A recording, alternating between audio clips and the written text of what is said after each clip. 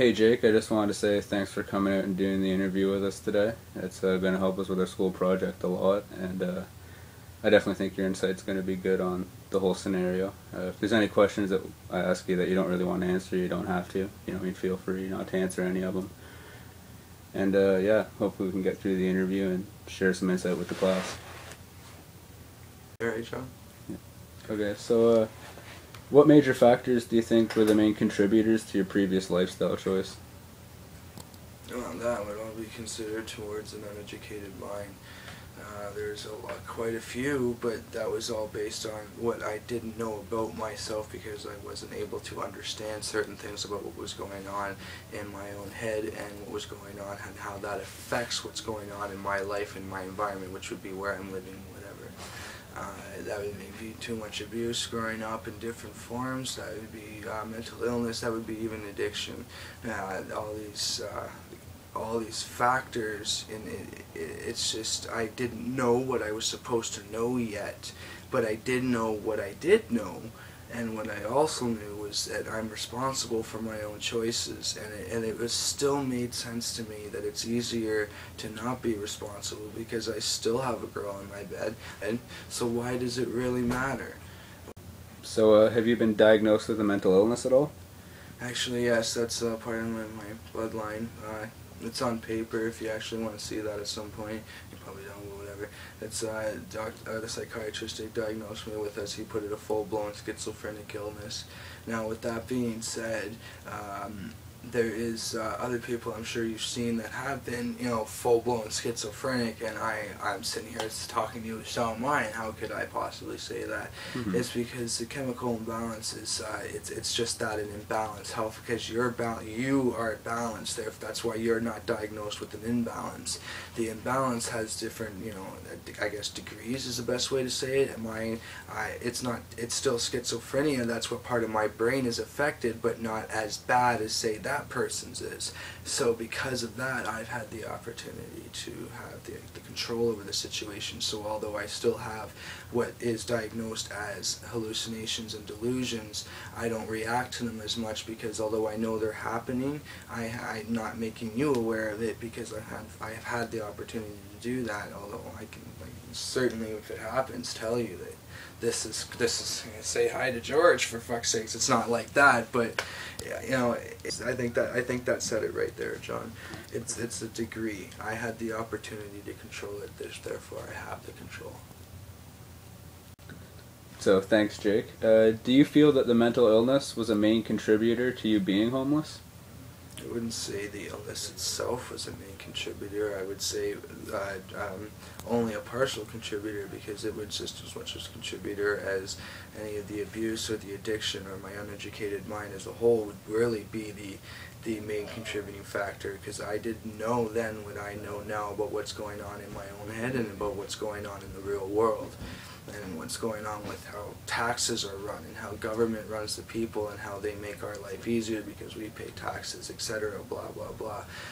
The main contributing factor, no, would probably not be mental illness. It would be my uneducated mind.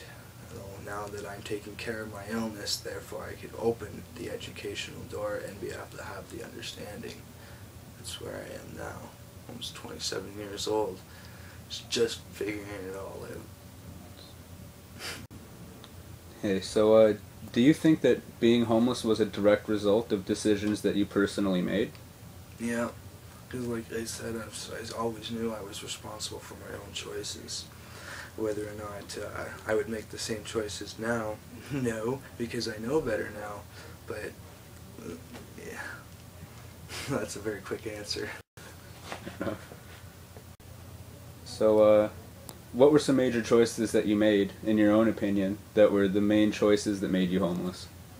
That was one of the funniest things. It's just simply fuck the government and fuck the law, but I can still live with all of you, still pay my rent, still pay my bills.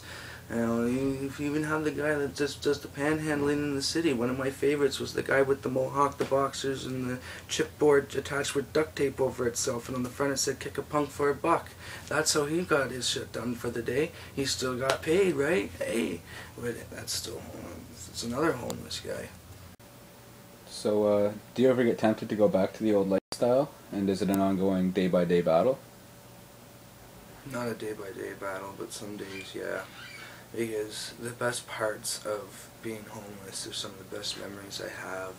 You know, just one of my favorites is one of my homeless friends is Mute. He called me over one day and he started sharing some drinks with me, and within that time a couple other homeless men came up and the four of us were just getting hammered downtown one day, and that got broke up by the local police. But when I was asked, why are you hanging out with these guys, and I could just look at the officer and say, why do you think I'm here? I'm just getting hammered for free with a couple of like the coolest people you'll ever really meet in life. You know, even if they're sob stories or even if they're just bullshit stories, they're still entertaining. You know, even if they're still realistic, they still keep you going, and then they provided the party. You know, and that's what life is about. It's at that point, yeah, it's tempting to go back to just being no responsibility and living like a party. Because it's not about no responsibility, it's about trying to keep happy. Because you have all these, even, you know, how many times you try to find any way to relieve the stress, the anger that you're forced to deal with in your world. Whereas in that world, you can just go right to it, you know, and you gotta say, can you help me with 50 cents, or you gotta wait for your monthly check, or you gotta sell that bag, but you know exactly what you need to get rid of that hurt right here. And you can do it immediately, and then everything else is just whatever you make it from there. It's your own personal choices, but it's easier, and that's why it's always going to be tempting. But I'm always going to know better. I can't because what's more tempting is looking forward to watching my little guy grow up or my little girl grow up. That's even more tempting. That honestly is. For me, I don't know about anybody else.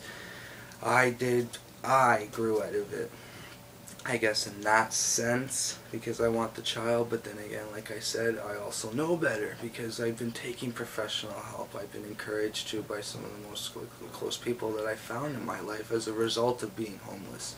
So therefore, I guess that you also have to look at it as a stepping stone, and that's also something that is, because without being there, I wouldn't have made the contacts that I did that gave me the encouragement to be where I am now. I needed that.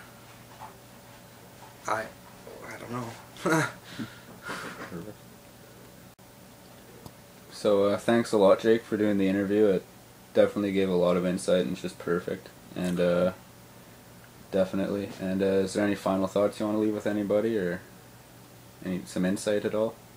Well, I'm not, like I said, I'm not trying to encourage anybody to, you know, like I said, it is very tempting because it is responsibility free. I met some of the coolest people. It gave me the experiences and the encouragement to be where I am now. So it was a stepping stone in my life, but don't let that encourage you, because there's a lot of horrors out there. There's a lot of bad things you have to deal with just to experience the good, and it's debatably worth it. I don't want to tell you, but it's like it is easier if your toilet's 2 feet away and your meals get delivered to you. You know, is that so tempting though? So, as much as it is tempting, it's not really the choices you should be making. Although again, like I said, it's encouraging because I met the people that brought me to the experiences and the encouragement that I have. But I'm gonna tell you, no, it's much better to be where you're at. I don't know if I should be, you know, if I'm talking to students here, continue with your education. That's my next step, actually, John. If I want to shut that off.